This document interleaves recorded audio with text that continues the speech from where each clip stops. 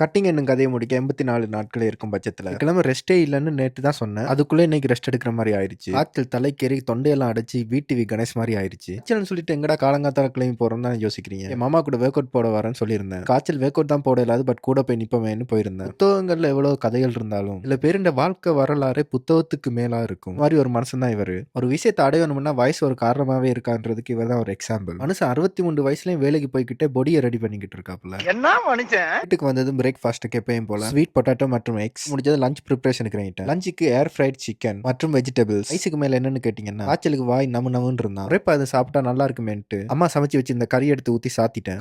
காய்ச்சல்ன்றா நான் வீட்டை இருக்கிறேன் இல்லையே, ரெஸ்ட் டே யூஸ் பண்ணிக்குவேன்ட்டு கிடைச்ச கேப்ல பாடிக்கு ஒரு மசாஜ் போட்டு வந்துட்டேன். ரெக்கவரி ரொம்ப முக்கியம்ப்பா. வீட்டை வந்தது ஓட்ஸ் மீல் எடுத்துட்டு ஃப்ரெண்ட்ஸ் கூட வெளியே கிளம்பிட்டேன். வவ்வால் சட்டையை பார்த்ததும் தனக்கு வேணும்னு அடம்பிடிச்சிட்டு இருந்தான். சூப்பு தடி வேண்டி தரேன்னு சொல்லி ஏமாத்தினபடியா வந்துட்டான். வெளியே வந்து பார்த்தா எதர் வேறு அப்படி இப்படி இருக்க பையன் புதருக்குள்ள இருந்து ஓடி வரான். மலையில காட்டுக்குள்ள ஒரு வாக்கிங் போட்டா எப்படி இருக்குன்னு தோண அதான் தோணிருச்சேன்ட்டு பசங்களை கூப்பிட்டு கிளம்பிட்டேன். நடந்துகிட்டே இருக்கும்போது பின்னுக்கு இருந்து பொச்சு பொச்சுன்னு சத்தம். என்னடா அதுன்னு திரும்பி பார்த்தா இடைக்கு பின்னுக்கு வவ்வாலும் டானும் உனக்கு 5 எனக்கு 10. அந்த கேரக்டர் மெரினா படம் குப்பை தொட்டில பார்த்தது. எல்லாம் முடிச்சதும் வயிறு வலிக்க நண்பர்களோட சிரிச்சிட்டு வீட்டுக்கு வந்தது. லாஸ்ட் மீலுக்கு காப்ஸே இல்லாம சிக்கன் மற்றும் வெஜிடபிள்ஸை சாத்திட்டு அடைய எட்டி சாத்திட்டேன். மீண்டும் நாளைக்கு காய்ஸ்.